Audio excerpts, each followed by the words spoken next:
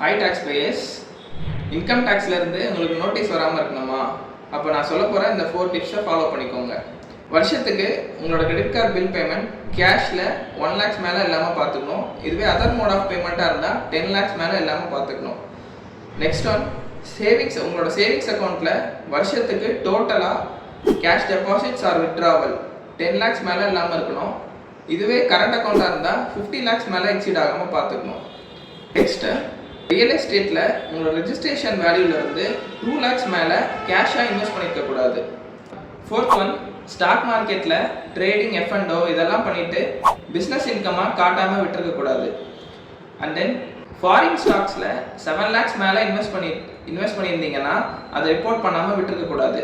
இப்போ சொன்ன லிமிட்ஸ் எல்லாமே எந்த ஒரு நோட்டீஸோ கிளாரிஃபிகேஷன்ஸோ இன்கம் டேக்ஸ் டிபார்ட்மெண்ட்லேருந்து உங்களுக்கு கேட்கக்கூடாதுன்றதுக்கான லிமிட்ஸ் தான். இதுவே உங்களால் proper source of income and documents submit பண்ண முடியும்னா எவ்வளோ நாளும் டிரான்சாக்ஷன் நீங்கள் பண்ணிக்கலாம். For more queries, please do contact us. Thank you.